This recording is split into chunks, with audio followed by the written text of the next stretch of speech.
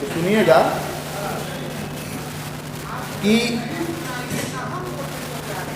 नहीं, हम नहीं जा रहे हैं, लेकिन हमारी सभ्यता, लोगों ने कोठे पे जा जा करके मूवियाँ बना दी, फिल्में बना दी, कहानियाँ लिख दी। तो हमने सोचा कि जब इतना सब कुछ हो रहा है तो एक कदम और बढ़ा दिया जाए, बदनाम तो इसे भी आजकल के लेखक हो रहे हैं।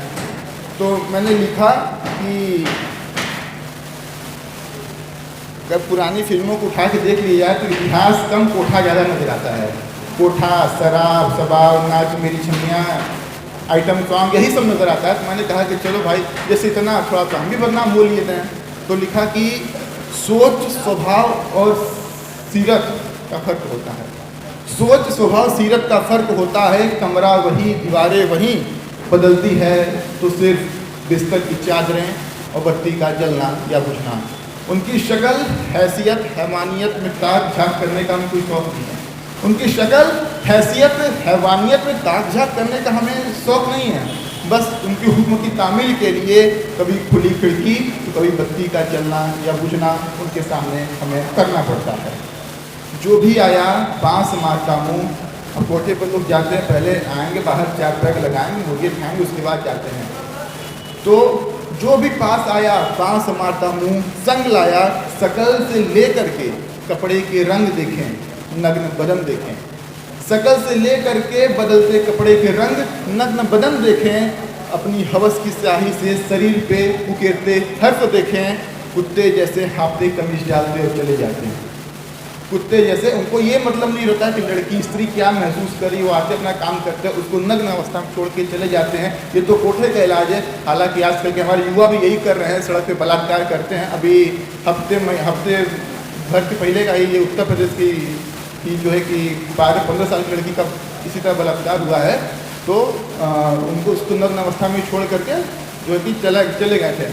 वो उसी अवस्था में अपने घर गई। उसके बाद जो है कि कानूनी कार्रवाई जो किया गया वही है कि, पर वो अलग था। एक पत्रकार आता है उनके पास, या फिर कह लीजिए कहानीकार आता है, वो इन सब चीज़ों से उठता है। वो सोचता है कि मैंने बहुत समाज को लिखा, अब मैं कुछ अलग लिखना चाहता हूँ। तो एक लड़की के पास पहुँचता है, एक कोठे वाली के पास पहुँचता है। वो कहता है कि अपनी व्यथा सुना, मैं तुम्हारे ऊपर कुछ लिखना चाहता हूँ। तो वो लड़की उस पत्रकार के बारे में बता रही है, उस कहानीकार के बारे में बता रही, सुनिएगा कि पर वो अलग था। वो अलग था, कम था, ज़्यादा था, ठीक था, पता नहीं। वो अलग था, कम था, ज़्यादा था, ठीक था, पता नहीं, पर वो उनसे मीलों दूर था। वो उनसे मीलों दूर था। गवाही न देते हुए भी मेरे कदम पीछे हटे और उसको अपने कमरे में बुलाया। गवाही न देते हुए भी मेरे कदम पीछे हटे और उसको कमरे में बुलाया। बेमतलब बरसात की तरह उसे अपने बगल में बिठाया। कमीज उतारने वाले हाथ को आज उसने छू के रोक दिया। कमीज उतारने वाली हाथ को आज उसने छू के रोक दिया। मन गदगद कुछ यूँ हुआ जैसे किसी ने पत्थर को मोम किया। लिए अपनी कलम दवात वो मेरे पास कुछ लिखने आया था। लिए अपनी कलम दवात वो मेरे पास कुछ लिखने आया था। अब की बार मेरा बदन नहीं, अब की बार मेरे बदन की ख्वाहिश नहीं, अपने साथ कुछ चमकते पन्ने लाया था। कुछ शब्द और उसने मेरा मन मोह लिया। कुछ शब्द उसने कहे और उसने मेरा मन मोह लिया। हृदय की गति अपनी औकात में आई और मेरे सर ने दुपट्टा ओढ़ लिया। दायां पैर बाएं पिछड़ा वो बैठा था। दायां पैर बाएं पिछड़ा वो बैठा था। बोला कुछ बात अपने बारे में तो बता। बोला कुछ बात अपने बारे में बता, अपनी इस पेचीदा हालात के बारे में बता। सन्नाटे में चारों ओर एक आवाज़ गूंजी। सन्नाटे में, क्योंकि ऐसा कुछ माहौल कभी बनता नहीं है कोठे पे, क्लब में, बार में ऐसा कुछ माहौल होता नहीं है। लेकिन उसने एक सवाल पूछा, कुछ बातें अपने बारे में बता, अपनी हालात के बारे में बता। सन्नाटे में चारों ओर एक आवाज़ गूंजी। ये क्या बोल दिया? कपड़ों की साइज छोड़ पहली बार कहानी को किसी ने नया मोड़ दिया था। कपड़ों की साइज को छोड़ पहली बार किसी ने कहानी को नया मोड़ दिया। नम आंखें नाखूनों को नाखूनों से खुरिद दी। नम आंखें नाखूनों को नाखूनों से खुजलती, जैसे इबादत में झुके सर में, जैसे इबादत में झुके सर में रूह कांप जाएगी, ऐसी एक दास्तान छिड़ी। अब देखिएगा वो लड़की जो है कि एक कहानी को बताती है, अपने साथ सुनिएगा कि मन के हर सुर रो पड़ेंगे, मन के हर सुर रो पड़ेंगे, किस्मत ने छेड़ी ऐसी तान है हमारी, मुफलिसी को मिटाने वो जागीरदार जैसे आते हैं। कुछ शब्द बस मैं कहूँगी, बाकी तेरे कदम तेरे कलम तेरे कदम खुद लगेंगे बुदबुदाने। ठहर जरा कल वाली चादर तो बता लूँ। उसके शब्द में इतने जो है कि दर्द है। वो कहती है कि मैं अपने मुख से नहीं बोलूँगी, तू खुद इसे महसूस कर। तो कहती है कुछ शब्द मैं कहूँगी, बाकी तेरे कलम खुद लगेंगे बुदबुदाने। ठहर जरा कल वाली चादर तो दसा लूँ, तू कलम पकड़ अपनी कान बस उस चादर पे रखना।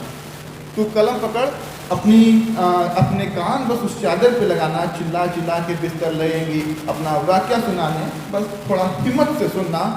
होंठ मेरे चल रहे थे, होंठ मेरे चल रहे थे, दम उसकी आंखें तोड़ रही थी। होंठ मेरे चल रहे थे, दम उसकी आंखें तोड़ रही थी। कांपते आंखों से मेरी जुबान वो लिख रहा था, मानो बंजर जमीन बादल का रस निचोड़ रही थी। पन्ने दर पन्ने वो पलटता गया, पन्ने दर पन्ने वो पलटता गया। चादर पे सिमटी चढ़ती गई, कैलेंडर बदलता गया। बीच के चंद पन्ने उसकी आंखों से बूंदों से, उसकी आंखों की बूंदों से कुछ यूँ बर्बाद हुए। बीच के चंद पन्ने उसकी आंखों की बूंदों से कुछ यूँ बर्बाद हुए, जैसे पलक झपकते ढकली फटी और उसमें दल्ले का गल्ला समा गया। भैया बस 2 मिनट और लेना चाहूँगा। बड़ी नरमी से एक सवाल पूछा। अब उसकी कहानी तो ख़त्म हो गई, लेकिन अब वो वैश्या जो रहती है वो उस कहानीकार से बोलती है, उस कहानीकार से एक सवाल करती है। सुनिएगा, बड़ी नरमी से एक सवाल पूछा। क्या मैं एक सवाल पूछूं? बड़ी नरमी से एक सवाल पूछा, क्या मैं एक सवाल पूछूं? बड़ी सहजता से बोला, अब न कहने की कुछ हालत में हूँ। पाताल आकाश धरती सब एक हो गए। उसके सवाल को सुनिएगा। पाताल आकाश धरती सब एक हो गए, काक चेष्टा वाले सारे संत नेक हो गए। बताओ न क्या बात है ऐसी मुझ कोठे वाली में, बताओ ना ऐसी क्या बात है मुझ कोठे वाली में, जो तेरे कलम के थिरकते कदम मुझ तक आकर रुके। वैसे तो कई सवाल है मैं जानता हूँ तेरे निरंतर, ऐसे तो मेरे कई सवाल हैं लेकिन तू निरुत्तर है मैं जानता हूँ। ऐसे तो कई सवाल हैं, तू निरुत्तर है मैं जानता हूँ। तेरा वक्त ख़त्म, अब तैयार करने किसी और के लिए बिस्तर है। नम आँखों से मुस्कुराता बोला। अब उसके जवाब को सुनिएगा। नम आँखों से मुस्कुराता बोला, कहने को था बहुत कुछ पर थोड़ा ही मुँह खोला। बातें पाँव किलो उसकी मुंह के बाहर आई, बाकी सब अंदर ही उसके जहन में दब गई। बातें कुछ पाँव किलो उसके मुंह के बाहर आई, बाकी सब उसके जहन के अंदर दब गई।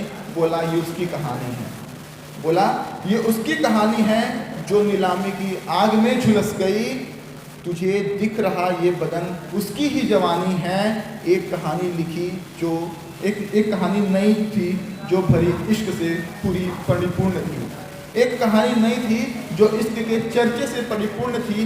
बदनाम गलियों में उस दिन न जाने, बदनाम गलियों में उस दिन न जाने क्यों आवारा सा घुमा मैं, और मुझे मोहब्बत हो गई।